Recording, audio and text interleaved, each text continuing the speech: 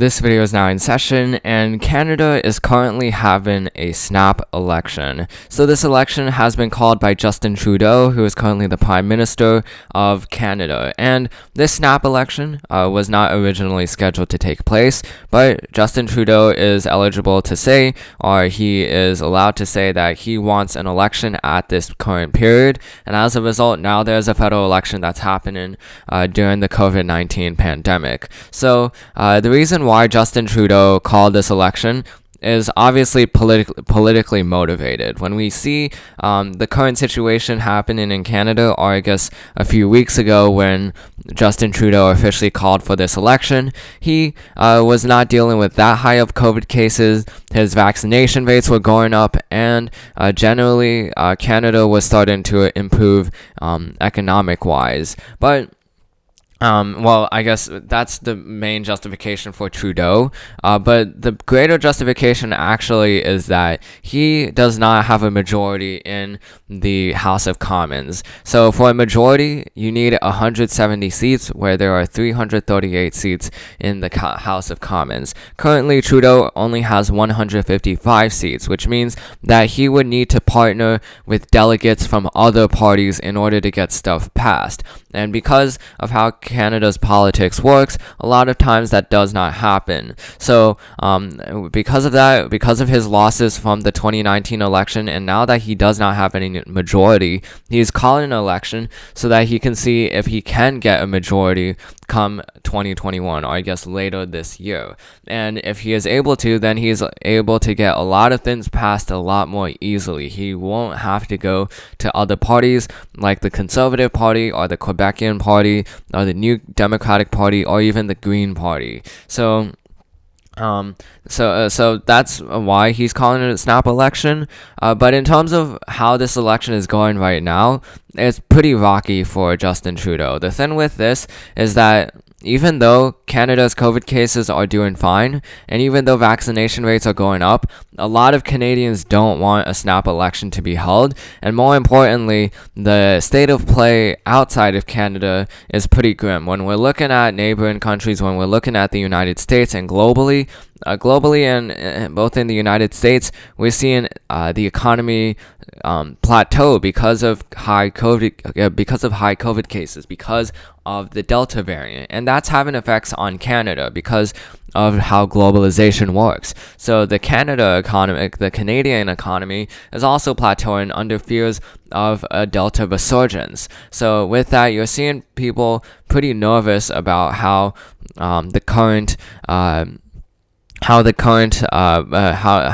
political and economic scene is going, and from there, you're seeing a pretty close tie between the Liberal and the Conservative Party. Now, for Americans who don't know much about Canadian politics, the Liberal Party is essentially like the Democratic Party, maybe essentially like a little bit more liberal than the establishment Democratic Party, and then the Conservative Party is somewhat similar to the Republican Party right before Trump took over that party. So those are the two parties at hand, and then the Quebecians, they have their own party, and they're more of, I guess, the Tea Party of the Republican Party. The New Democratic Party is similar to the Squad for the Democratic Party, and then the Green Party is like any Green Party. It's a more environmentally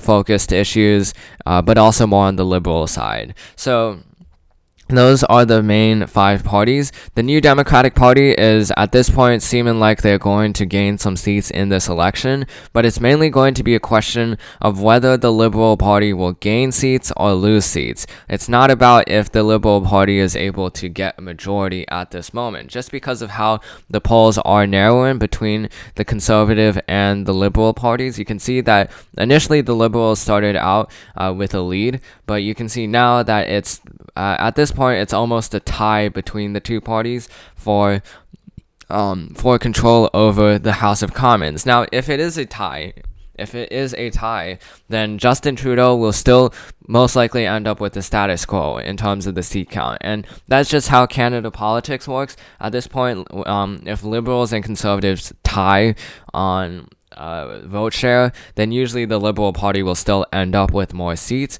Somewhat similar to how even though the Liberals in the United Kingdom may tie with the Conservative Party in the United Kingdom, the Conservative Party will more likely gain seats just because of how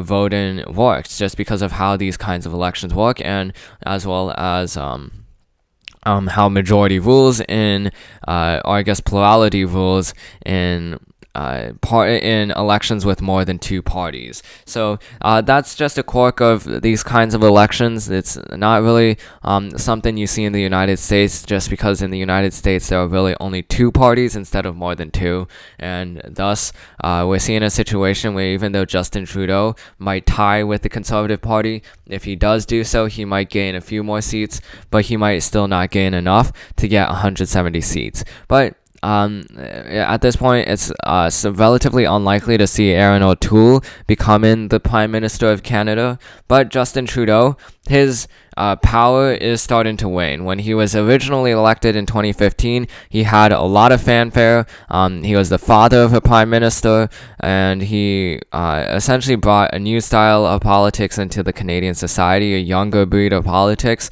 And he also allowed the Liberals to be in the majority. In 2011, in that election, the Conservatives were in the majority. 2008, 2006, ever since 2004, or I guess between 2006 and as well as 2015, we saw a Conservative rule in Canada. So Justin Trudeau brought a new take on Canadian politics. But ever since then, it's kind of like Obama, where expectations were placed really high on Justin Trudeau, and Justin Trudeau is not meeting that. A lot of the things that he campaigned on, especially environmentalist policies, he's kind of backtracked on during his prime minister tenure. And that's similar to how Obama backtracked on a lot of things that he wanted to do economic-wise and as well as financial-wise throughout, or I guess those are the same things, but it's the same thing as how Obama has backtracked on a lot of his policies throughout his presidency. So even though Justin Trudeau will still most likely end up on top in the 2021 election, it's only going to create a more shaky situation for the Liberal Party, just because Justin Trudeau is becoming more and more unpopular with the Canadian public. And this has been shown with the 2019 election, where the Conservatives were able to gain in seats. So that's the state of play for the Canadian snap election. It's an election that most Americans won't have to care about, but it is interesting to see if Justin Trudeau can still hold up, or if he might need to be replaced by the Liberal Party with someone who could bring a fresh voice into Canadian politics. Because for Justin Trudeau, eventually people who hold on to power for a long period of time have an increasingly harder time of holding on to that power in subsequent elections. And the same thing could very well happen to Justin Trudeau. So that's the end of this video. Hope you enjoyed it. This video is now adjourned, and I'll see you in the next one.